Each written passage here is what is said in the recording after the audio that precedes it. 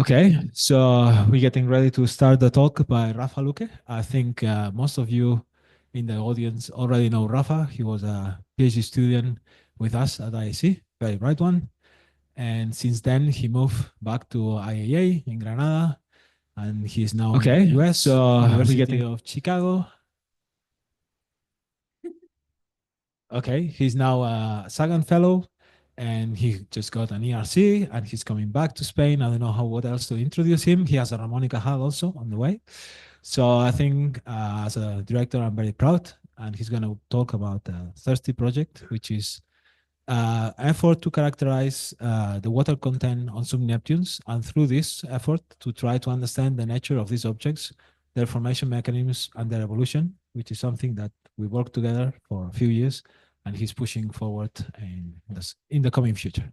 So after this, I will, sorry, I'm not prepared. I landed yesterday from China and I'm a bit upset, but I'll let Rafa do the talking. Thank you.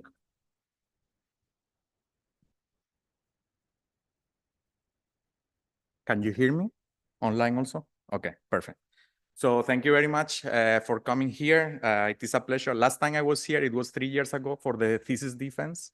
So yeah, a slightly different environment, but very glad to be here, second home, which is ISC for me.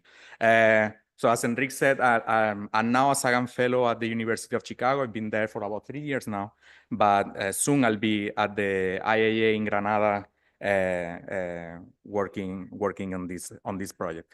So this project is about, this talk is about the current situation, the state of the art in the field of sub-Neptunes within exoplanets. It is a very state of the art talk. Like, I think the oldest plot I have, it is from 2017, and then there is a jump to 2022. So everything that I'm gonna show is really from the last 2 years. I just wanna give a little bit of an overview of what is the problem and why this is one of the hottest topics that are now in the literature today. But everything will be very new and very in development results. So this is just I like to always start with this slide because it shows you, it is a sonification. It shows you the discoveries that have been done in the field of exoplanets over the years. They are color-coded by technique, and they are the sound that is associated to it that you cannot hear now. It is also associated to the size of the planet. You see how most of the dots here are red. They are coming from the radial velocity technique. This is the first discoveries were done with this technique. And you see that the pace is kind of linear in terms of rate of discoveries. And then we start to see more yellow points, and some from imaging when the bigger telescopes were built.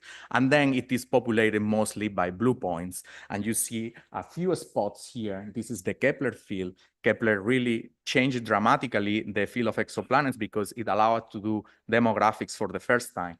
And you see there are a lot of transit discoveries with this technique on these parts of the sky. There are a lot of discoveries in this part of the sky, which is on the galactic center using microlensing. And then we have planets all across the sky until reaching 5,000 a few years ago. Now we are approaching 6,000. But the most impressive, or for me, the most relevant result from all those 5,000 exoplanet discoveries, like the most common type of planet that we have discovered today, a short period orbits doesn't exist in our solar system. And this is what the talk is about, the sub-Neptunes. Sub-Neptunes, they account for the bulk population of exoplanets at short period orbits. This is important to stress. It is a short period orbits because most of the discoveries come from transiting technique, and that it is biased towards short period planets that are very close to their stars. But you can see here, this is an important plot. This is, it is typically referred as to the radius gap plot, in which you have here a deficit, a lack of planets with these sizes, about 80% larger than Earth. But the important thing of this plot, or why it is relevant, it is because this y-axis is not the number of planets discovered. This is an actual number of planets per star. It is an average, it is an occurrence rate in which is telling you, in average, in the galaxy, what is the the typical planet that you would find if you observe a sun-like star. And despite we have been observing a lot of Jupiter-sized planets because they are very easy to detect, these are very rare at short orbit periods in the galaxy, while this population between of sizes of Earth and Neptune, they seem to be the most common. Because of this plot, they have had this denomination. They are typically referred to as super-Earths and sub-Neptunes, and I'll focus on these sub-Neptunes because the super-Earths, they seem to really be a slightly larger version than Earth. It's a slightly larger, more massive version, but seems to have very similar composition. While for sub-Neptunes, you'll see there is a strong debate about it. So this is what I'm gonna focus. Two main hypotheses have been posed and have been proposed to try to explain their nature and the origin of these planets. The main interpretation is that these sub-Neptunes are known as gas dwarfs. This is just a rocky core like Earth that would be surrounded by a large hydrogen atmosphere that has been accreted from the gas, the primordial gas in the protoplanetary disk, which is mostly composed by hydrogen and helium, would be accreted. The planet is massive enough to retain this atmosphere. This has been the leading theory for the past 10 years. It can explain many observations very easily. This atmosphere would represent between 0.5 to 5%, between 0.05 to 5% by total mass of the planet. So it is a considerable, a large size atmosphere. And for the planet to have this atmosphere, which is mostly hydrogen, very pristine, not enriching other materials, you will need to form very close to the star. You need to form close to the star where we detect these planets. Atmospheric mass loss, driven by different mechanisms, mostly stellar winds. This is typically referred to as photoevaporation, or if it is remnant heat from the core, it is typically core power mass loss. But in general, atmospheric mass loss seems to be the process that is behind this distribution. This is the plot that I showed you before. The gray contours are showing you the Kepler discoveries normalized, corrected from those detection biases in which you know what is the true statistical population orbiting stars like the sun. And then you would have here a model in which atmospheric mass loss is included. And if you leave a population of planets to form, and then you have winds or remnant heat from the core, that is, it is gonna sculpt naturally this population. And this population, if you divide them by cuts of orbital distance to the star, you will see that the closest planets to the star will be mostly rocky, and they form this peak of the population. And as you go further, the stellar wind will be less affecting the atmosphere. You'll be able to hold on to this atmosphere more easily, and then you'll create this second peak that is of the sub-Neptunes. But the two planets will be the same. They will be Earth-like planets. They are just simply more massive than Earth, and they will have no atmospheres or these big atmospheres. And because hydrogen is a very puffy, gas, it will increase in size very, very, very rapidly. There is a little bit of hydrogen creates a big jump in the size of the planet. This is one of the main success of this theory. It is to reproduce the location of the gap, also its dependence with orbital period or orbital distance or insolation, whatever you wanna call it.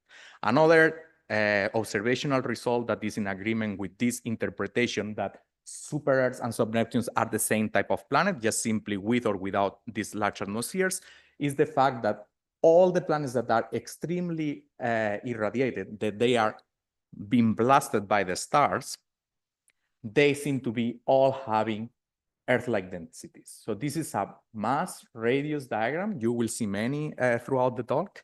And here you see some lines, some contours here that I would telling you what would be the composition of a planet that is made out of this material. So if a planet is fully made of iron, it would have a size of about, for a mass of Earth, it would have a smaller size than Earth, right?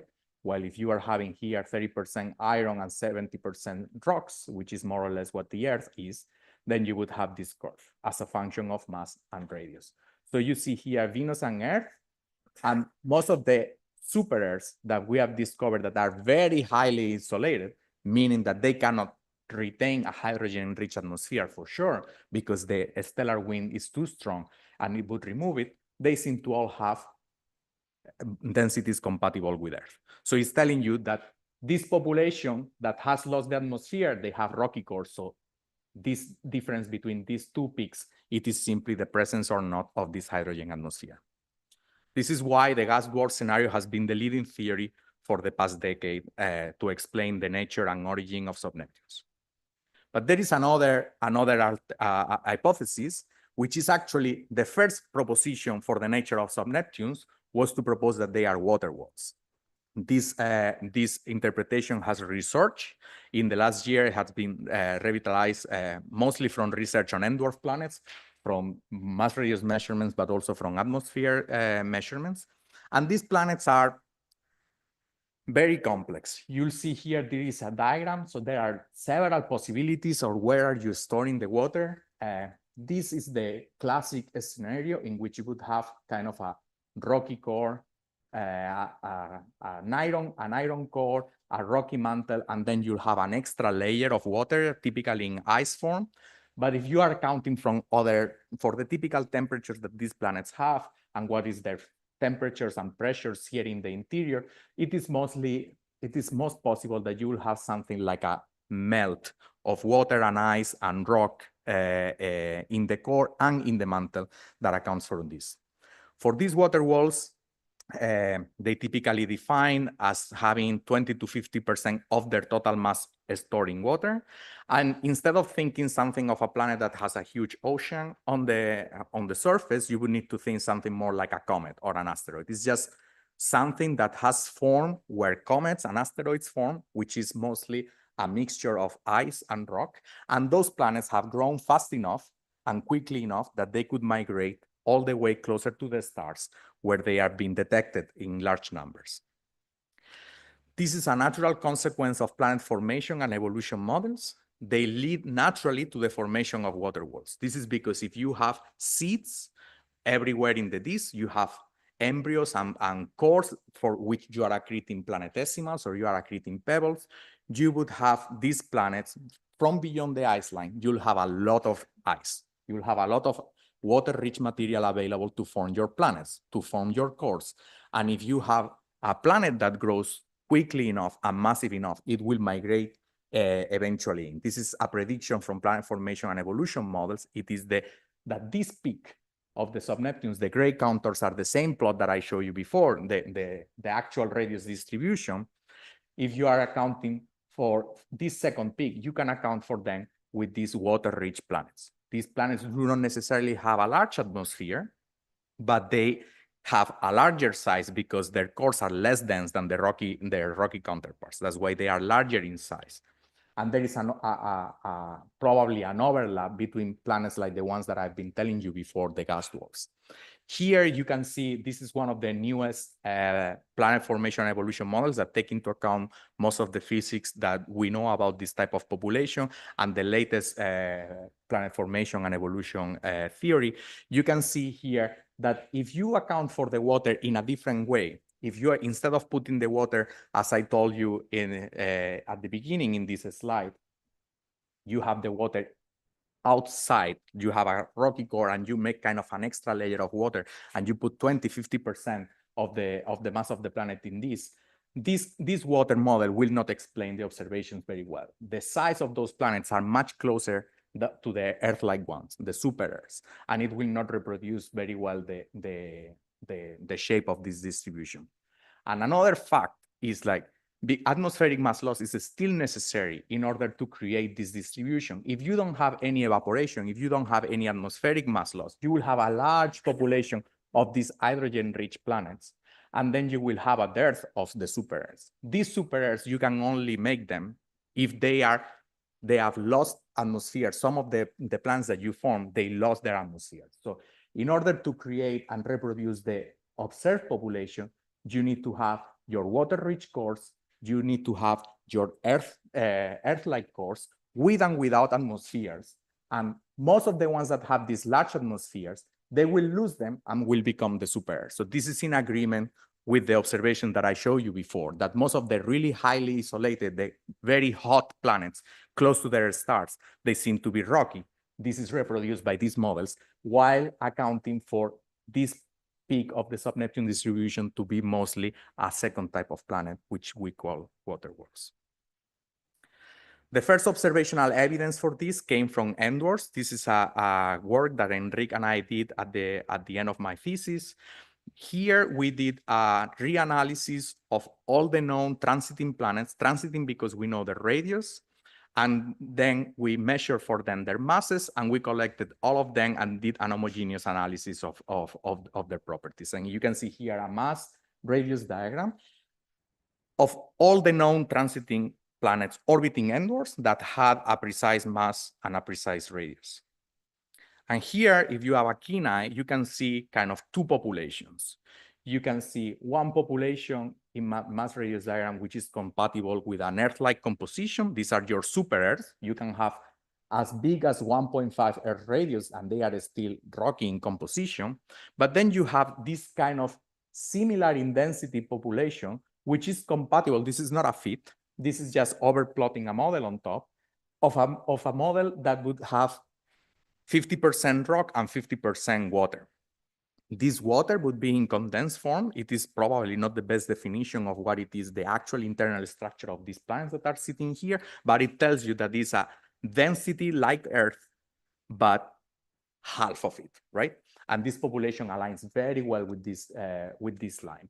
And then you have larger planets over here that have a much higher size, and you cannot explain just by the internal structure. They need to have large atmospheres in order to explain their low masses and high radius.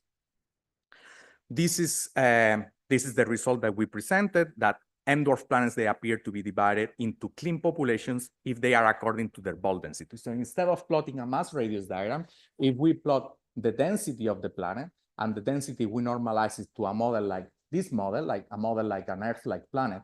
That's why you have here a flat line around 1, and the Earth is sitting here at 1 and 1. You have a population that has more or less this density, like Earth, or slightly underdense.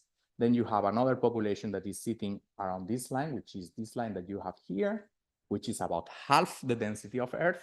And then you have a third population, which is about half of the other, which is this planet. So they are kind of isodensities that you can divide this population, at least for dwarf planets. So the thing is, the internal composition, as I told you, of this population in particular, this one here of the water walls, could be explained by different models. Actually, it could be explained by improved gas dwarf models.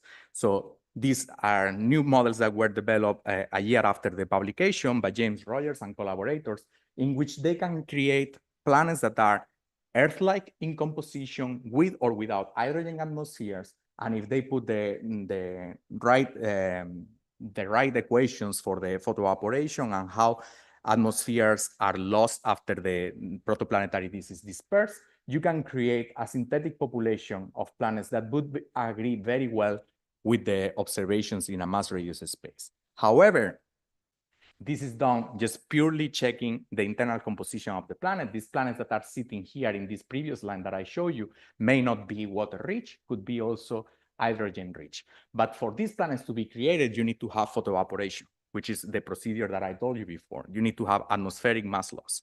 And atmospheric mass loss works very well when you are trying to explain the observations of the stars like the sun and the stars that mostly Kepler observed. But if you are trying to use a photoevaporation model and predict how many planets are falling inside the radius gap, then you will see that the observations are not compatible with what is the prediction from the photoevaporation. So this interpretation for the sun-like stars, it is still applicable. This is with the latest photoevaporation models from this same group. But if you are comparing with how many planets would be in the gap, in this valley that you see between the two peaks of the super Earths, you cannot explain how full is the valley for the dwarfs with the observations if you use a photoevaporation model. In this paper, the authors claim that water-rich planets can explain the increase of planets in the gas radius, in the radius gap, and also that you can have collisions or other procedures that could fill this gap for the enders. So, in summary, the observations for both hypotheses of sub-Neptunes are consistent with everything, right? There is no clear evidence from observation so far that can distinguish between the gas dwarf or the water wall hypothesis. Mass measurements, as I told you before, this is another mass radius diagram. For a given planet, you can have these pink, blue, and orange lines, which are very, very, very different models. This is a planet that has a lot of iron in the core and almost and 5% hydrogen. Then you can have a planet that is more like a water wall, 50% rock, 50% water, or you can have a planet that is fully made of water. All of this could explain the given mass and radius, which is what you can measure for a given planet. It is a degenerate problem because you have two quantities and you have at least three materials that you can play with to account for this density. Another solution that has been put forward is to do atmospheric characterization, because the atmosphere of a gas dwarf should be mostly hydrogen-rich, but for a water wall should be mostly water-rich. However, you have another degeneracy in atmospheric observations, which is when you observe in transit, especially this is coming from the results that Hubble was able to do in the last years, there is a degeneracy between the presence of water in the atmosphere of the planet and the presence of clouds. And when you have clouds in an atmosphere of a planet, you mute the features. So if you mute the features, you may have a very large hydrogen-rich atmosphere, but you are not seeing it because you have clouds, very high clouds. And you can see here the degeneracy, this banana plot that you can have here, in which the water content of a planet is completely degenerate with where you put the clouds on an atmosphere that is purely made of hydrogen, right? You can have all these solutions that will be compatible with data. If I take one point from here and make a model, it will be as well as explained on a point that is here, which is a completely different type of planet, right? You would see that this one has almost no water and this one is purely water, but the clouds are at different locations. And you cannot distinguish, especially in the wavelength range that Hubble was able to probe, it is almost impossible to distinguish between these. Also, you have another molecules that are absorbing in this wavelength range. You have methane, for example, which you could not be able to distinguish at the resolution and sensitivity of Hubble between water and methane. Okay, so in parallel, apart from these degeneracies that have mass measurements and that have atmospheric composition measurements, there is a lot of work being done right now to understand what is the actual formation of these planets, trying to account for all the processes that are happening in the interior and in the atmosphere. These are some of the latest results that are being here. I'm showing you here one diagram in which is explaining what are the phase changes that is expected of water at the conditions, at the temperature pressure conditions that is expected for sub-Neptunes. And here you have, for very cold planets, you may be able to layer and have your hydrogen and water cold enough to be in liquid form, and then in the interior you create some ices at high pressures, and then you would have a rocky core. This is more consistent with the classical picture of a sub-Neptune, which is called Hycean wall. But if you have a slightly hotter planet, then your water cannot be in liquid form, and it will be in supercritical state. And if it is in supercritical state, you may be able to stratify it and separate it from the hydrogen. So when you are observing the atmosphere, you will see a hydrogen atmosphere, but the interior is very water-rich. If you go to hotter planets, then you have a full mix between the hydrogen and the water in supercritical state. This is just a gas, so it just mixes with the hydrogen, and you will not be able to separate between both. These are now being referred in the literature as miscible envelopes. So the phase changes of water at the temperature and pressure conditions of sub-Neptunes is important because it will impact the observations that you are doing, and it will let you or not let you see what is happening in the interior.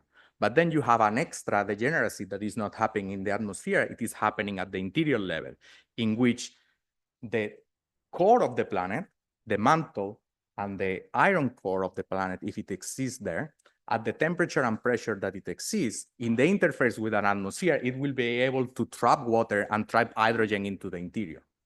So water is very soluble into a magma ocean. You can add as much water as you want into a magma ocean, and a magma ocean is expected for all these planets because they are, regardless of what their temperatures and how close are to the stars or not, their interiors are very hot. So all this silicate mantle will be in a magma ocean form, and magma and water, they are very miscible. So you have a degeneracy in which there will be some water that you are not seeing in the atmosphere because it's trapped in the interior. So you need to account for that when you are trying to measure what is the total water content of a planet. This is from a very recent paper from the group of Caroline Dorn in Switzerland. So what can be done? There are a lot of degeneracies, and I've been telling you from the beginning, all these plots are very recent. This is constant work in development, work in progress. So what can be done? This is the project that Enrique introduced. It is called THIRSTEE. THIRSTEE is a project that has been recently approved for the IRC for a starting grant, and it is designed to observationally try to overcome those challenges that have been preventing the previous studies to reach definitive conclusions about the origin and nature of sub-Neptunes. It is a very ambitious project that it is mostly focusing on observations, what can be done observationally in order to compare with all these models and theories that are being developed right now. THIRSTEE, these are the top level science questions that it pretends to answer. If sub-Neptunes are gas dwarfs or water worlds, if the water worlds only exist for M dwarfs or they are also existing for sun-like stars, this is something that we have been not able to probe yet. Also, what is the atmospheric properties? If we can gain some insight in the interiors, or the atmosphere complexity will not let us ever see to their interiors. And also, if they both exist, both gas dwarfs and water worlds, what is the relative occurrence rates? And this is an important part of the project, and how does it depend with other system properties? So the project is built on data quality, the newest observations from the best telescopes all over the world, and also a novel statistical framework that is going to be designed to infer the true properties of the population, correcting from those detection biases that I told you at the beginning. This first plot that I show you, it was so important because it has been corrected from all those detection biases. This is statistically how many planets of each type of size they are orbiting all the stars like the sun. So that's what we need to try to do here for the sub-Neptunes. So I'm gonna just go briefly on what are the working packages that are in the project. The part of atmospheres will focus on JWST, the use of JWST, because it is the only facility that has demonstrated to have the sensitivity and the precision to really measure the atmospheric composition of the cold sub-Neptunes. For the hot sub-Neptunes, this is still unclear. This is very recent work, but for cold sub-Neptunes, it is possible to do it with James Webb. This is a remarkable result. It is one of the most well-known sub-Neptunes, K218b, in which we see an atmospheric spectrum with a lot of methane, maybe some CO2 here and here, and a lot of methane. Right? This has been posed as a candidate for being an Hycean planet, in which this is a hydrogen-dominated atmosphere, but the lack of water, meaning that there is a water liquid ocean on the bottom. But there is a lot of controversy also on this result, because you can explain this type of composition for a planet that has no water, or not necessarily a liquid water ocean. This is one of the newest results from JWST in this topic. And now, slowly, there are new results being published almost every day. There is K218b, I showed you at the beginning. You see these bumps that correspond to methane, but these bumps in these other two targets are corresponding to water. So as you go hotter and hotter in temperature, it seems to be that you have more and more water in the atmosphere of these planets, which is compatible with this picture that I showed you before, in which all those planets are water rich. It is just the temperature that is telling you if you are able to condense that water, or you can be able to separate it from the hydrogen. And these results are really exciting, and it is happening on the community right now. But it is important, and in this project we will do that, it is to leverage the information from other geometries. These are observations have been taken in transit, but transit, I showed you before, there is a degeneracy between the amount of water or whatever amount, like the heaviness of an atmosphere, the mean molecular weight, how many materials are in this, and how metal rich is the atmosphere with a cloud deck. So in transit, you will suffer from this with Hubble, with JWST, and with whatever instrument that you're going to use. But there is information from other geometries. You can observe these planets in secondary eclipse when you are just measuring directly what is the thermal emission of the planet disappearing and reappearing. And also you can have orbital phase variations in which you are monitoring what is the temperature of the planet along an orbit around the star. And this gives you also some information about what is the total metal content of the atmosphere. There are some observations that we have done in cycle 2 for a sub-Neptune candidate that are about to be submitted now. The first results show that the technique of using a full phase curve, here you have the observations of the star, then there is the planet is passing behind the star, and then you are seeing only the star brightness. This is the star and the planet. Now here you have only the star. Then you have here the transit of the planet passing in front of the star and having a big decrement in flux, and then you have another eclipse. And with these observations, this is just some systematics that are in JWST. This trend is not real. You can see here you have some variation in the flux, which is directly attributed to the planet. Everything that is between this line and this line, it is contribution on the flux directly from the planet.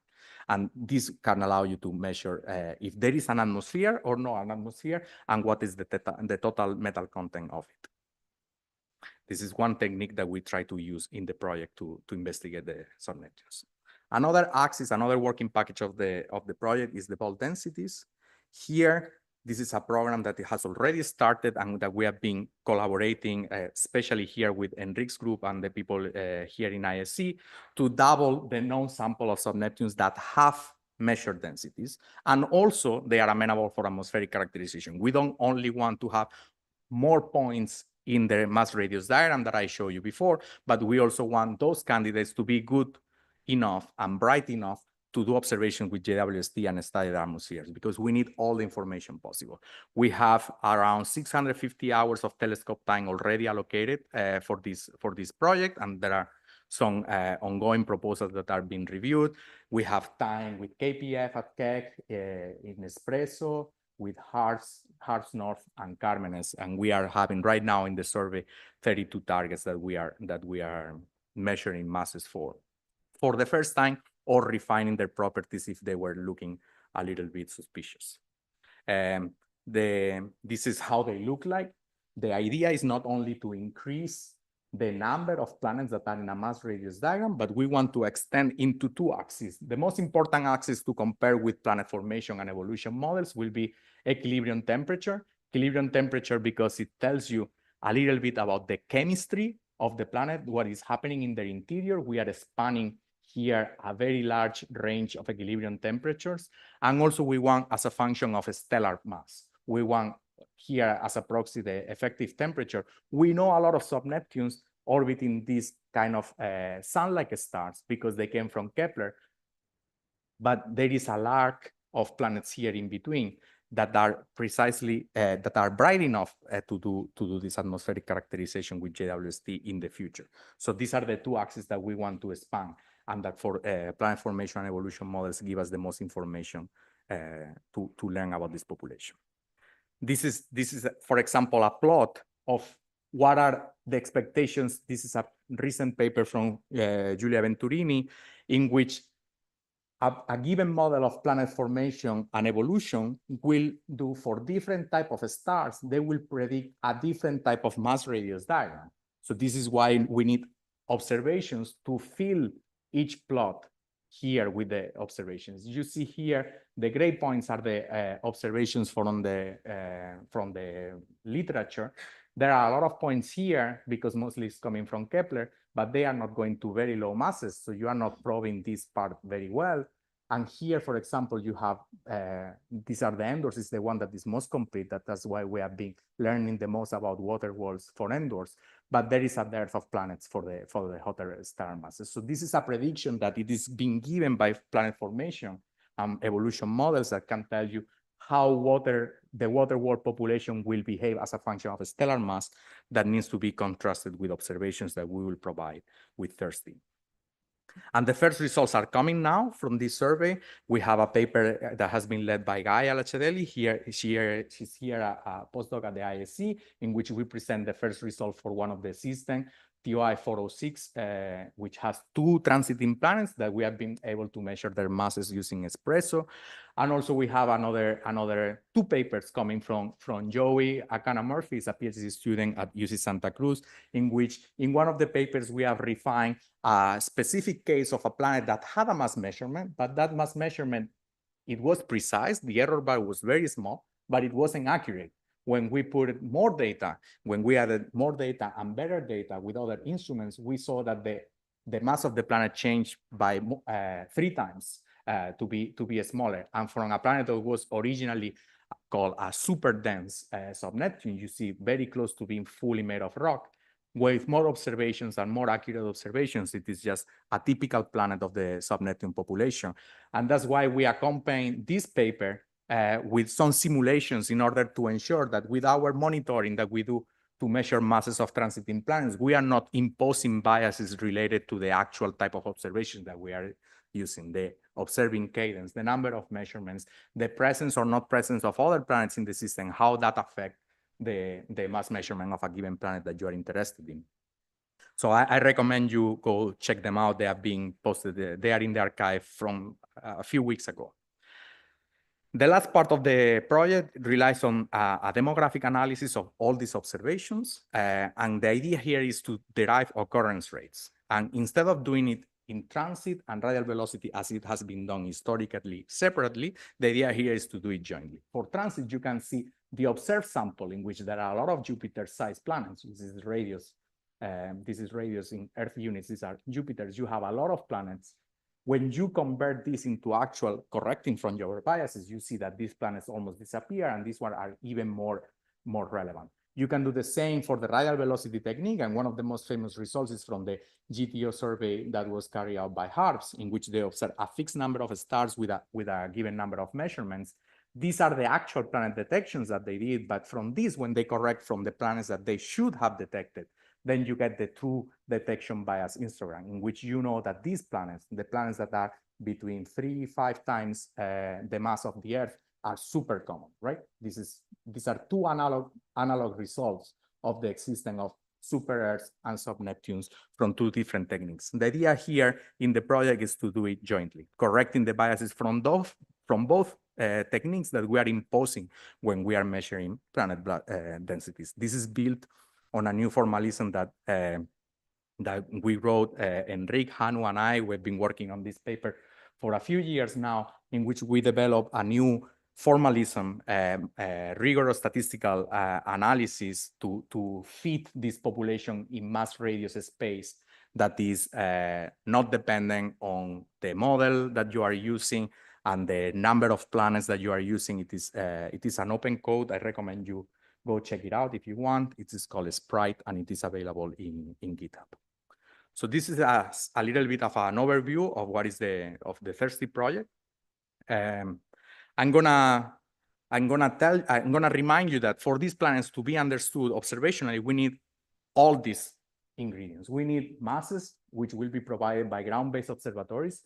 We need radius of the planet. We need the planets to be transiting to measure their size. We can use TESS. We can use Cheops. In the coming years, we'll be able to use Plato.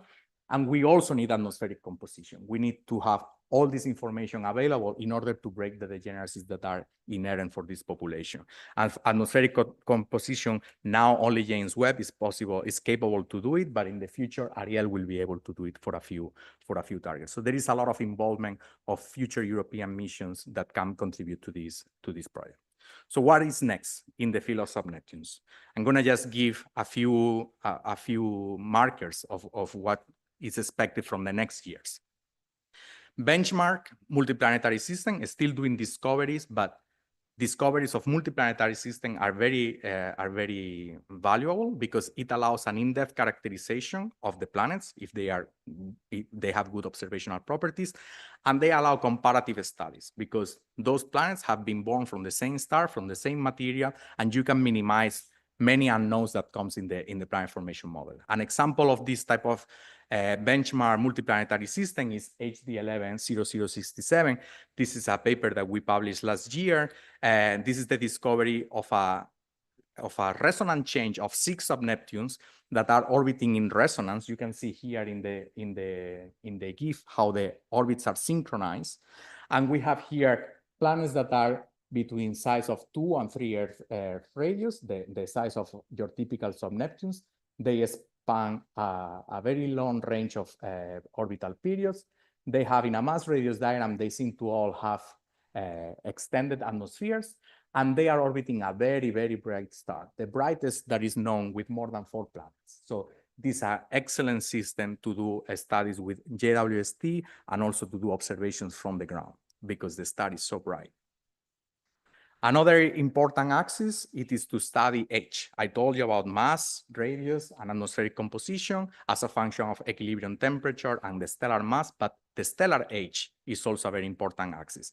And this is gonna start to be explored in these coming years with JWST. One of the projects that I'm part of and I am very excited about in the next years is this cycle 3 large program. It is 130 hours allocated in the previous cycle to this program called Kronos, led by Adina Feinstein and Luis Wellbanks, in which we are going to observe these seven sub-Neptunes or sub-Neptune progenitors orbiting 3 very well-known and young stars, in which we are going to be able to see how atmospheric metallicity evolves with age. These 3 stars span a range of ages between 50 and 250 megayears. So this is a way of doing comparative planetology, minimizing the uncertainties that is given by the star. The stars are very similar spectral type. The planets are trying to be as similar as possible. So it is the age of the axis of age and distance to the star that are the mostly dominating what we expect to see in the atmosphere. And Kronos is starting observations. The first observation of 451c was taken a few weeks ago. We are now starting to analyze, and these next observations will be taken over the next year.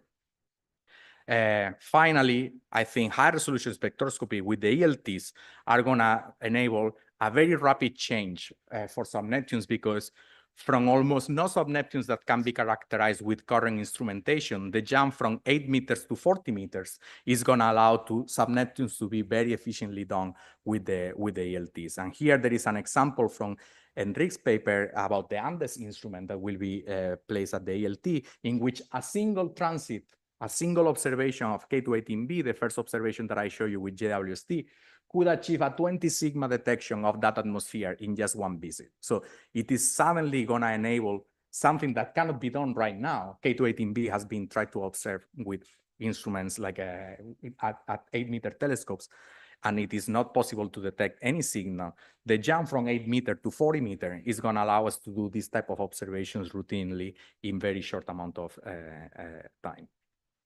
So all this, we need to wrap it up with a community-wide effort. And it is important to understand that all those properties of sub-Neptunes are coupled together. We need to involve people from planet formation, from evolution, interior, atmospheric models, with the observers, the people that use this telescope and laboratory data. And this is something that we have started to initiate. We celebrated a conference I organized with Remo Bern from MPIA in Heidelberg.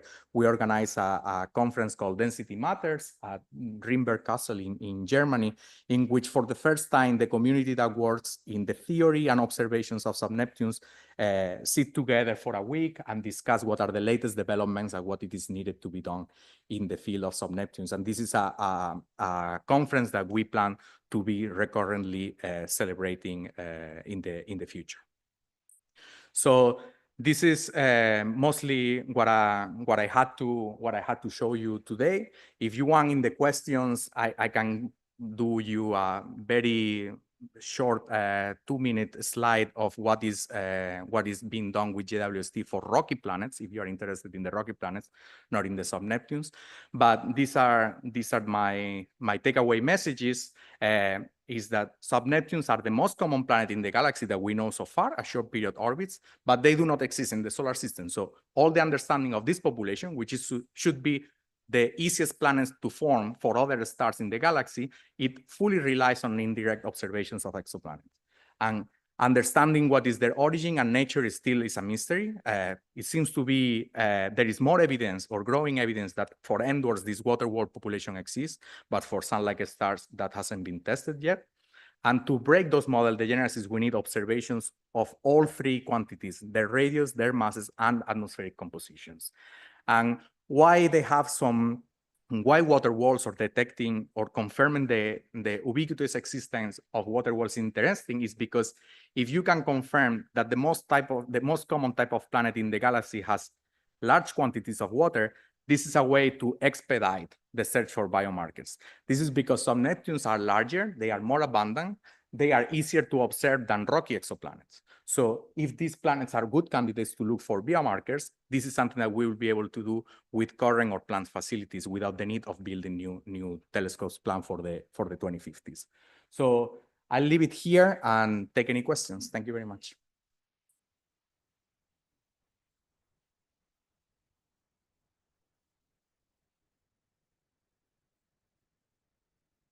Questions in the room?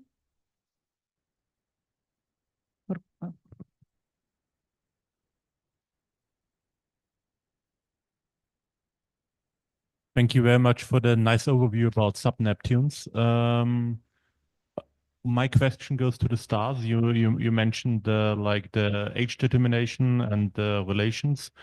Is there any trend in what stars host sub-Neptunes rather than, I don't know, rocky planets or other types of exoplanets? Is there anything in this direction? Yeah, for the thing is, planets orbiting young stars, they are known in much less quantities than the ones orbiting mature stars. But for now, it seems to be, there is a clear dependency that sub-Neptunes are more frequent for young stars than for mature stars.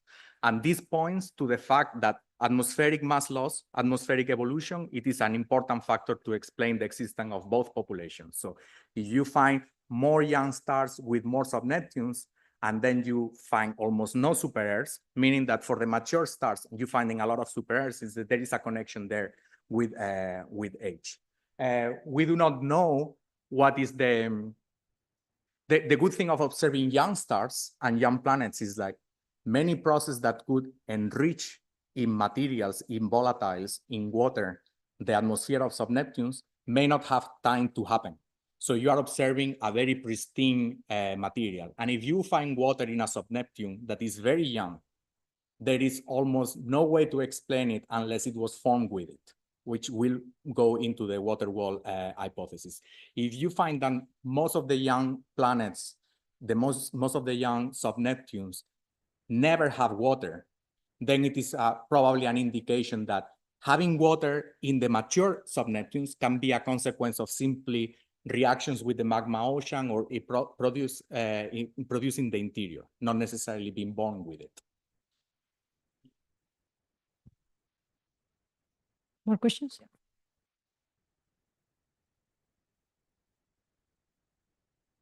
Yeah, about the two hypotheses that you have, that you have water worlds, or you have that the sub-Neptunes are solid cores with a larger atmosphere. I wonder if you could attempt to verify maybe the old hypothesis of the rocky planet with the larger atmosphere. If you go after detecting helium in them, and the idea might be that hydrogen is expected to evaporate much more rapidly than helium. I think it's roughly a factor of 8 or so. It should be, and you would expect that you could detect some elevated abundance of helium in a number of these systems that would indicate that they are then large atmosphere type planets instead of water world. Would that kind of approach make sense? Yes, yes. The thing is, the helium layer, the helium to be detected needs to be escaping. So it doesn't probe the deeper parts of the atmosphere in which there could still be water. Yeah, if you don't escape, if it doesn't escape, you don't detect it because it would be otherwise would be neutral and it doesn't have lines. But this is something that still ground-based observatories can contribute a lot within the next years. It's still doing, well, I think Jaume was here presenting his thesis a few months ago, doing a survey of detections of helium for a large number of sub-Neptunes. That is something that can be still continue doing. But the detection of helium doesn't tell you, it's not like a only if or something, right? Like, doesn't tell you that there is no water. Right? It's telling you that there is escaping helium. So there is some level of primordial atmosphere, which is expected for all these planets that is escaping. And if it is not escaping, you are not detecting it. The good thing is like, there is a very competitive advantage to ground-based observatories compared to JWST. JWST still is sensitive to helium in some of the instruments modes, but the resolution is not adequate to observe it. So it's something that only ground-based observatories can routinely do for many candidates, but it is something that is being explored. There are groups doing it and could help. But there is no one relationship. So I have a question and comment. My comment is about the planet formation scenarios. First of all, we should realize that not only the stars are different, but also the disks are different. Yes. So you would actually expect differences between M stars and solar type stars. We learned a lot about this at Dreamberg and also afterwards in July in Heidelberg. But the other comment I have is, I mean, it's nearly unavoidable that these planets contain water. Yes. And the reason is simply that I cannot imagine that you just form, these objects below or in the snow line. So if you have both scenarios, then you should have water. But my question is a provocative one. So now with JWST, we observe a lot of these objects. So how much is left for a 1 meter class telescope in 10 years from now?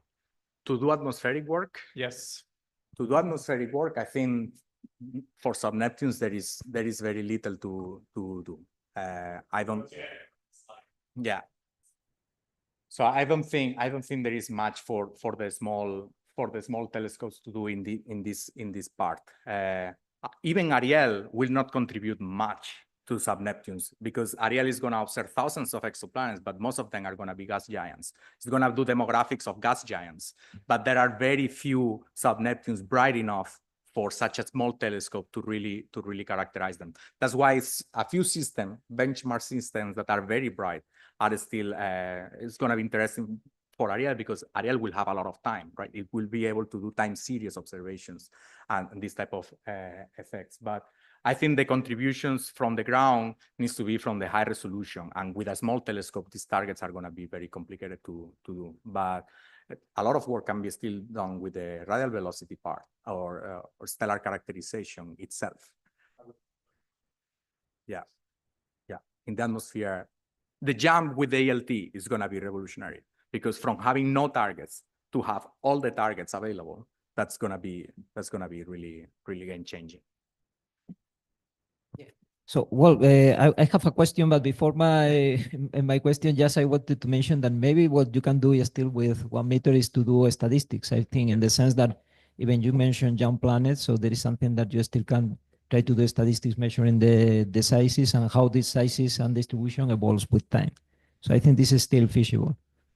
And well, and my question is that you mentioned that sub-Neptunes are not present in the solar system, and this is right. No, I think it is true. But what happens, for example, if we take Neptune and move to 5 or 10 days? So what happened to this kind of object? So can we consider Neptune also a sub-Neptune? Yeah, I think this is a question that I've had a lot with the people that do solar system research. They expect to have, because Neptune, there is still a lot of uncertainty of what is Neptune's interior. So that part, it's already very complicated. But if it is a layer type of planet, they expect to warm the interior enough that you will form a magma ocean, and then all the ices that you will be in touch with it, then you will start being miscible in it. And then you will have the miscible envelope with water in the core, water in the mantle, and then a mixture of the atmosphere of hydrogen, because Neptune has a lot of hydrogen, right? It's 4 Earth radius. So you'll mix it with this water.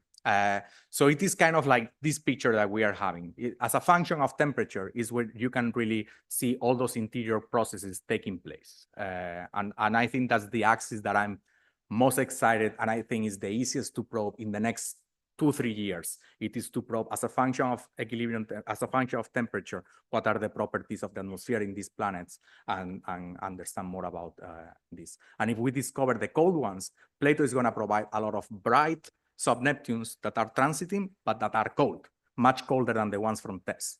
And then you'll be able to probe those two. In a few years after, you'll be able to do transmission and study the atmosphere of those that are much colder and have a sequence, like the diagram that I showed before, as a function of temperature, how the features start to shrink because the atmosphere is more and more enriching water, right? So all the features start to shrink because the atmosphere is heavier. In the room? I think we can thank Rafa again then Okay. and leave it here.